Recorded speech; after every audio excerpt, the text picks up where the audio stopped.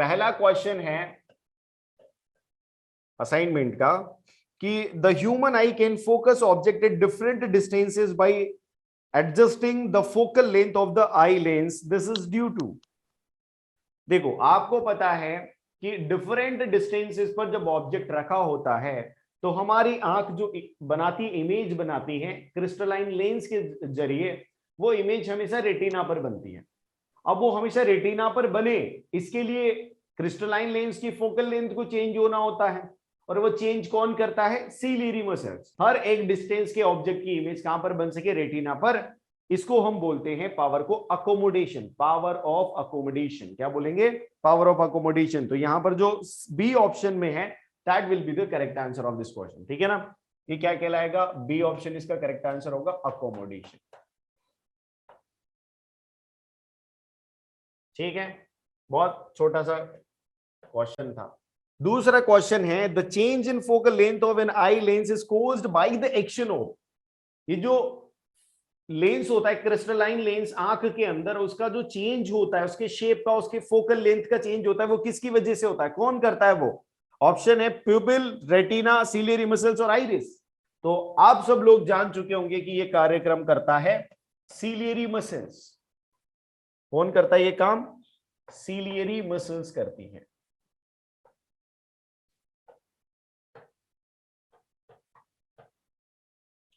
ठीक है, question number 3 पर आते हैं। क्वेश्चन नंबर 3 बोल रहा है a man with defective eyes can not see clearly at a distance of more than 60 centimetre from his eye. यहां पर मैं आपको छोटा सा डिग्राम बनाकर बताऊंगा। ये हमारा लेंस है, ये हमारी आंख है। एक आदमी है जो क्या नहीं देख पा रहा है? किसके पीछे का? 60 सेंटीमीटर के पीछे का। 60 सेंटीमीटर के पीछे वो नहीं देख पा रहा है। इसका मतलब उसकी जो डिफेक्टेड आई है उसका फार पॉइंट होगा ये। इसके पीछे नहीं देख पा रहा तो यही सबसे दूर वाला पॉइंट होगा जिस पर वो देख सकता है। तो डिफेक्टेड आई का क्या हो गया? ये फार पॉइंट। ध्यान रखना, फार पॉइंट हो गया। अच्छा, नॉर्मल आई का फार पॉइंट कहां होता है? इन्फिनिटी।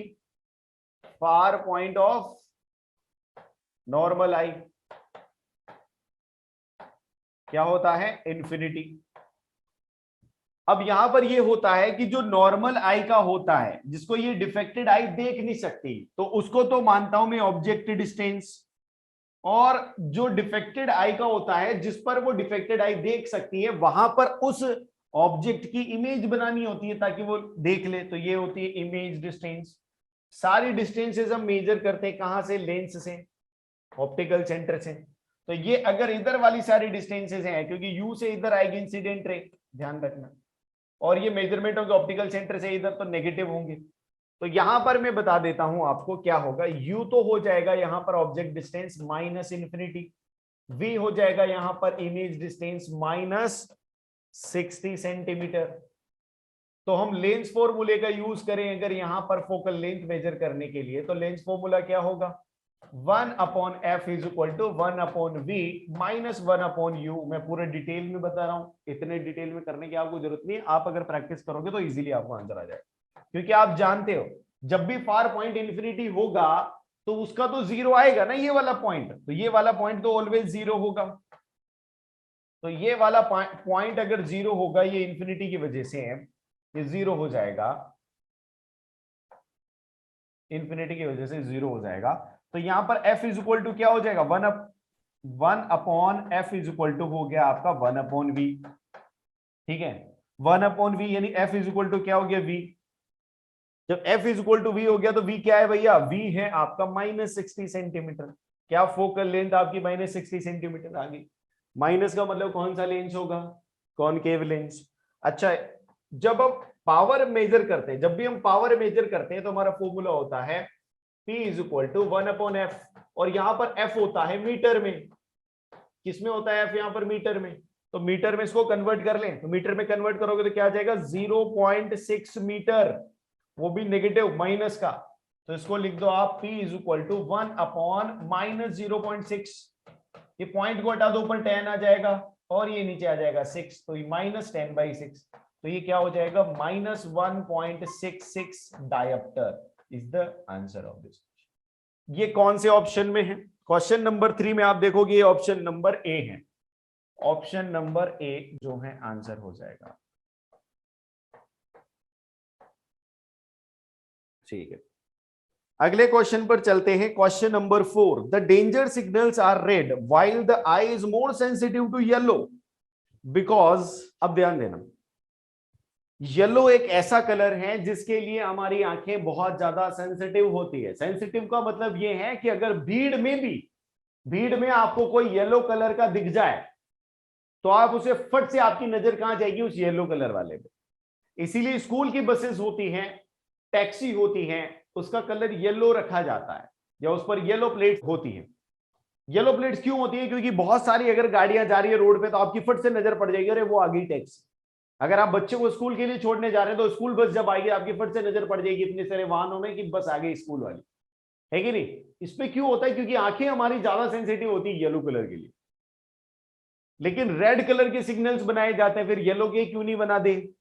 रेड कलर के इसलिए बनाए जाते हैं signals, red colour danger signals, क्योंकि रेड कलर एक ऐसा कलर है जिसकी वेवलेंथ सबसे ज्यादा होती है। मैंने आपको बताया था, क्वेश्चन नंबर 4 पे आ जाते हैं, जिसकी वेवलेंथ सबसे ज्यादा उसकी स्पीड सबसे ज्यादा, स्पीड सबसे ज्यादा तो उसकी स्कैटरिंग कम, स्कैटरिंग कम, ठीक है ना? स्कैटरिंग का फंडा ही मैंने ये बताया था, वेवलेंथ ज्यादा मतलब बड़ा बड़ा कलर हो गया ना, बड़ा पार्टिकल, तो बड़े पार्टिकल ही इसको स्कैटर कर पाएंगे, छोटे मोटे तो कर ही नहीं पाएंगे। और हमारे एटमॉस्फेयर में छोटे पार्टिकल ज्यादा होते हैं तो इसको बहुत कम स्कैटरिंग इसकी होती है। तो बहुत कम स्कैटरिंग की वजह से इसको यूज करते हैं हम रेड सिग्नल को, किसको? रेड कलर को, ठीक है ना? क्यों? क्योंकि स्कैटरिंग कम होती है। तो ऐसा कौन से ऑप्शन में है? ऑप्शन देखते हैं, scattering in yellow light is less than red, गलत बात है। Wavelength of red light is more than yellow light, ये भी सही बात है। Scattering in the red is less than yellow, hence red is visible from a distance. तो यहां पर आंसर सी होएगा। देखो क्वेश्चन नंबर 5 पर अगर हम चले तो क्वेश्चन नंबर 5 है, a red and a green pencil are taken in the room illuminated with the green light. एक कमरा है, उस कमरे में यहां पर बल्ब लगा हुआ है, कौन सी लाइट दे रहा है वो? ग्रीन कलर की। एक पेन है यहां पर, ग्रीन पेंसिल है, और एक रेड पेंसिल है। ध्यान देना, तो ये रेड पेंसिल, आप एक बात ध्यान से देखना कि आप वही कलर परसीव करते हो जो आपकी आंखों में आता है, क्योंकि यहां पर लाइट का सोर्स सिर्फ एक ही है और कोई दूसरी लाइट नहीं है, और इससे आ रही ग्रीन लाइट। ध्यान रखना, ग्रीन लाइट इस पर आएगी तो ये क्या करेगी? उस ग्रीन लाइट को रिफ्लेक्ट कर देगी। कौन सी लाइट रिफ्लेक्ट करी इसने? ग्रीन लाइट, क्योंकि ग्रीन कलर का है। जो इसका खुद का कलर है उस लाइट को रिफ्लेक्ट करेगी और बाकी लाइट को एब्जॉर्ब कर लेगी, लेकिन बाकी तो आई नहीं थी ना, तो उसको एब्जॉर्ब भी क्या करेगी? बस ये ग्रीन आई, ग्रीन को उसने रिफ्लेक्ट कर दिया। लेकिन क्या रेड लाइट पर ग्रीन लाइट पड़ेगी तो ये उसको रिफ्लेक्ट करेगी? नहीं, ये रेड लाइट को ही रिफ्लेक्ट करती है जो कि आई नहीं रही है। आ कौन सी रही है? Green light. तो भाई ये ग्रीन लाइट को क्या कर जाएगी? ये एब्जॉर्ब कर जाएगी। क्या ये रिफ्लेक्ट करेगी? नहीं करेगी। जब इससे रिफ्लेक्ट होकर कोई लाइट आएगी ही नहीं तो ये कैसी दिखेगी? डार्क। जब कोई लाइट नहीं आ रही तो कैसी दिखेगी? डार्क। और ये कैसी दिखेगी? ग्रीन। यानी ग्रीन पेंसिल विल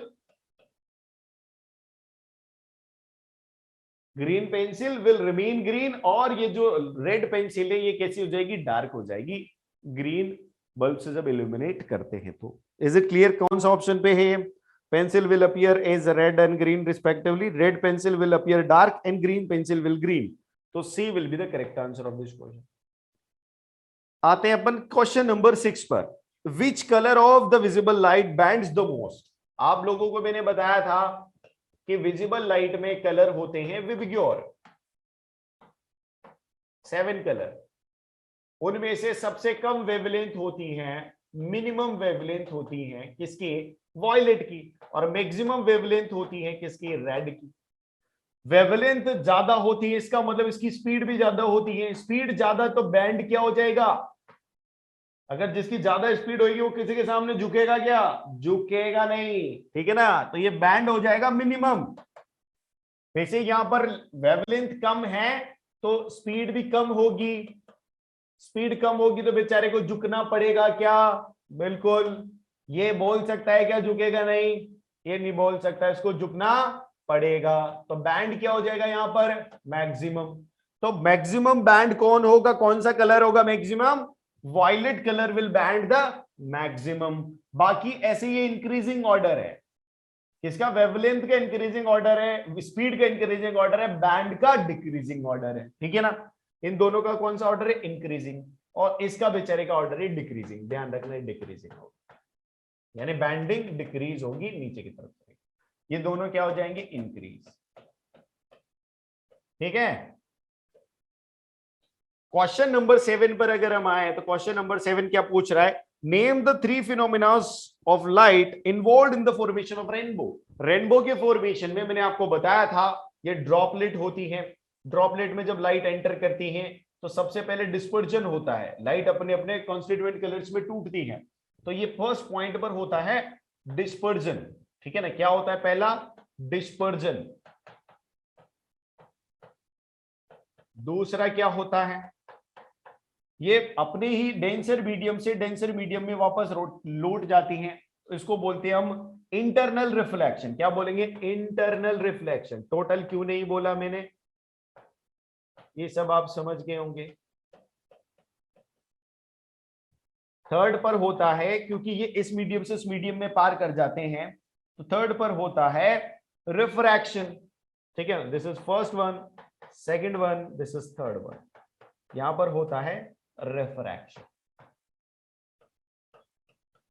ठीक है ना। तो these are the 3 phenomena of the light which are involve in the formation of rainbow. Question number 8 पर हम आते हैं। क्वेश्चन नंबर 8 है what happens to the image distance in the eye when we increase the distance of an object from the आई।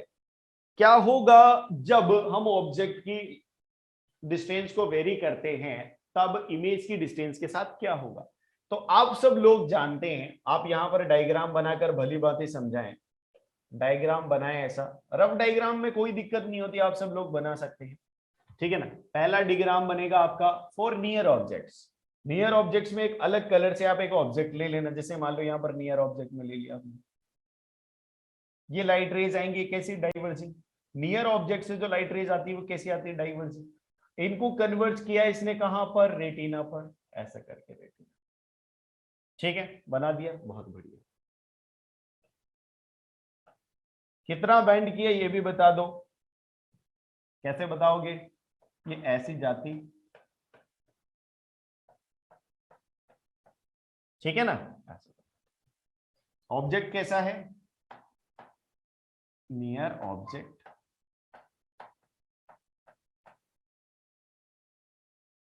और यहां पर लिख दो इमेज ऑन रेटिना।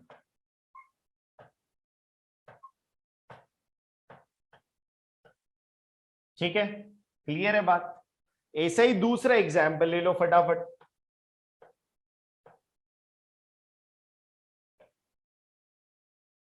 ठीक है, डिस्टेंट ऑब्जेक्ट से लाइट रेज कैसी आती है? पैरेलल। डिस्टेंट ऑब्जेक्ट से लाइट रेज कैसी आती है? पैरेलल। ऐसे बना लो, यहां पर लिख दो डिस्टेंट ऑब्जेक्ट।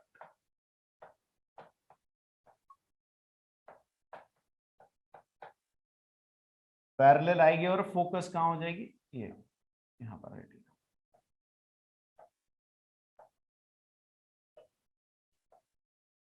ठीक है, इनका भी दिखा दो ऐसा कहां जारी होती है अगर कन्वर्ज नहीं होती तो। ठीक है, यहां पर पॉइंट लोकेट करके बता दो इमेज ऑन रेटिना, ठीक है ना। अब इसे पूरी पिक्चर क्लियर होगी, चाहे ऑब्जेक्ट नियर है चाहे ऑब्जेक्ट डिस्टेंस है, इमेज कहां बन रही है? रेटिना पर। अब इसमें आपको क्या लिखना है मैं आपको बता देता हूं। पहले पॉइंट में तो ये लिखना है जब नियर ऑब्जेक्ट हो, मैं पूरा लिखा नहीं रहा हूं, आप सब लोगों को पूरे दिखाया हुआ। नियर ऑब्जेक्ट हो तो उसको कन्वर्ट ज्यादा करना है, देखो आंसर लिखने की सीक्वेंस में आपको बता देता हूं, आप सब लोग पूरा फॉर्म कर लोगे। नियर ऑब्जेक्ट हो तो क्या करना है, देख रहे हो आपको, कन्वर्ज ज्यादा करना है, ज्यादा कन्वर्ज करना है, इसका मतलब फोकल लेंथ कम होनी चाहिए। फोकल लेंथ कम कब होगी, जब कर्वेचर ज्यादा होगा, रेडियस ऑफ कर्वेचर भी कम होगी, कर्वेचर ज्यादा होगा, यानी कि मोटा लेंस होगा, ठीक है ना। मोटा लेंस कब बनता है, जब मसल्स कॉन्ट्रैक्ट कर रही होती है, उल्टा चलना है, ठीक है ना। तो वो सारी चीज तुम इसमें लिख देना, ठीक है ना।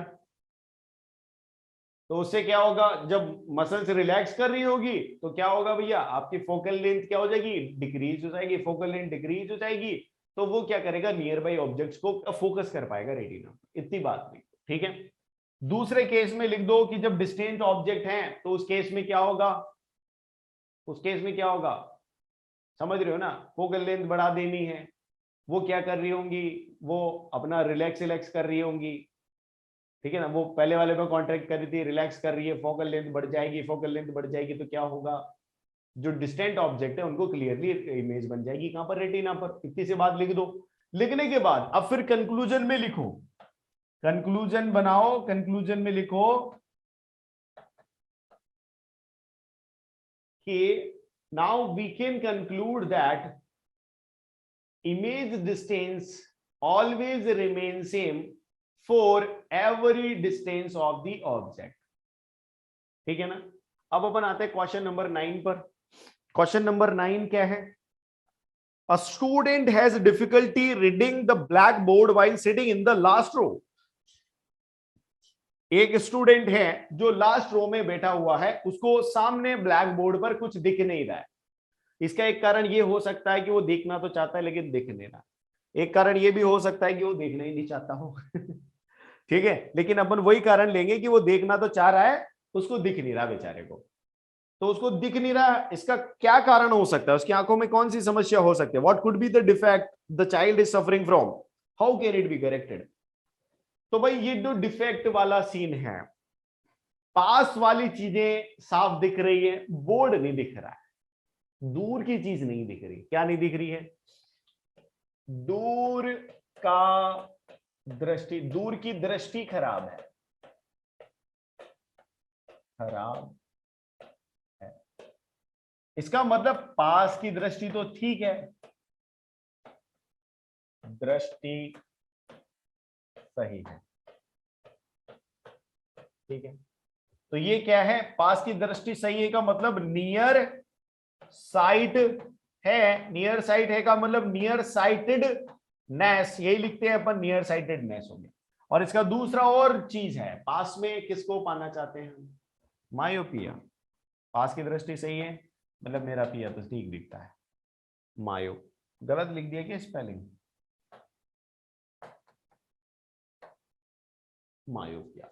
अब ये जो मायोपिया है इसको करेक्ट कैसे करते थे ये आप लोगों ने पता ही होगा। मायोपिया का मतलब है दूर की दृष्टि खराब है, यानी कि दूर से जो आने वाली लाइट रेज हैं, क्योंकि पास वाली को ठीक से कर पा रही है, पास वाली को तो ज्यादा कन्वर्ट करना पड़ता है, तो दूर वाली को भी ज्यादा ही कर देगी, जो उसकी आदत में आ गया। यानी कि बिफोर द रेटिना ही उसको क्या कर देगी, कन्वर्ट कर देगी, जो कि रेटिना पे करना है, यानी पहले कर दे जो पीछे करना है। तो थोड़ा डाइवर्ट करूं लाइट रेज को, तो डाइवर्जिंग लेंस का यूज करना पड़ेगा। तो डाइवर्जिंग लेंस विल बी कौन केव लेंस। अब आता है question number 10। Question number 10 is quite interesting, बहुत ही सिंपल से और अच्छा क्वेश्चन है। 5 नंबर का क्वेश्चन दिया, फार साइटेड पर्सन, कौन सा साइटेड पर्सन, फार साइटेड पर्सन। मुझे नहीं पता इसको कौन सा लेंस लगेगा, मैंने तो बस एक आंख बनाई जो मैं हमेशा बनाता हूं, और एक प्रिंसिपल एक्सिस बनाई जो मैं हमेशा बनाता हूं। तो भैया उसको वो बोल रहा है कि यार मैं 250 सेंटीमीटर फ्रॉम दी आई तो देख पाता हूं, अच्छा इतना मेरा नियर पॉइंट है, इससे कम का नहीं देख पाता हूं। नियर पॉइंट मतलब ये यहां पर हो गया इसका नियर पॉइंट, डिफेक्टेड आई का नियर पॉइंट है, डिफेक्टेड आई नियर पॉइंट, ध्यान रखना। डिफेक्टेड वाला क्या, 250, जबकि नॉर्मल आई का नियर पॉइंट क्या होता है, 25 सेंटीमीटर।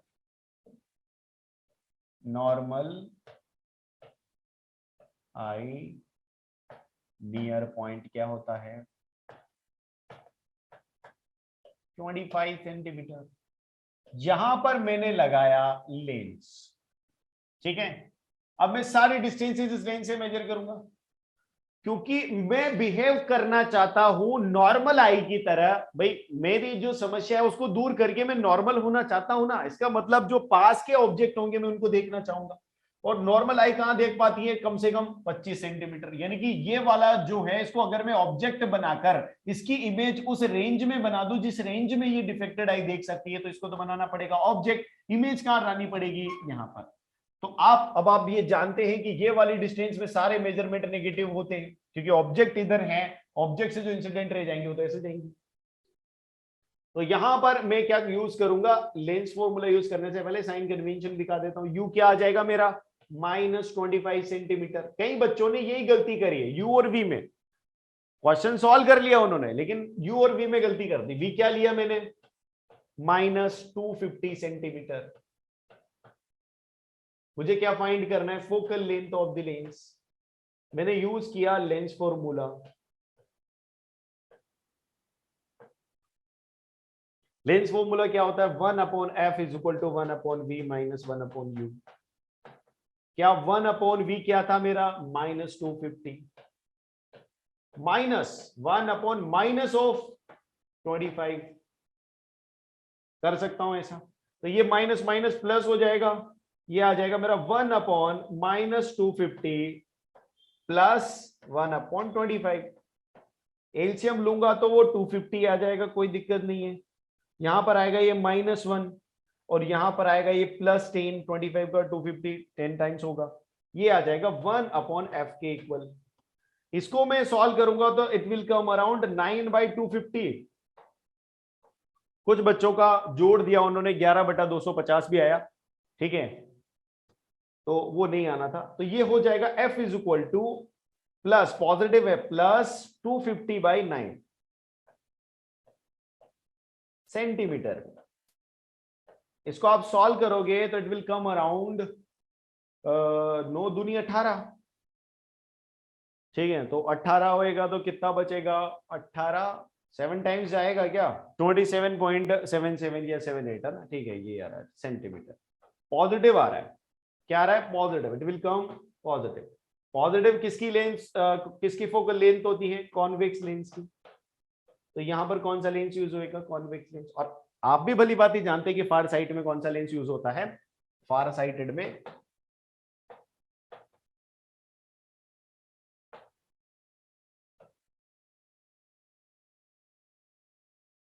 फार साइटेडनेस, या इसको बोलते हैं हम हाइपरमेट्रोपिया, इसमें यूज होता है, तो यूज होता है कॉन्वेक्स लेंस। ये अब सब बच्चों को क्लियर है।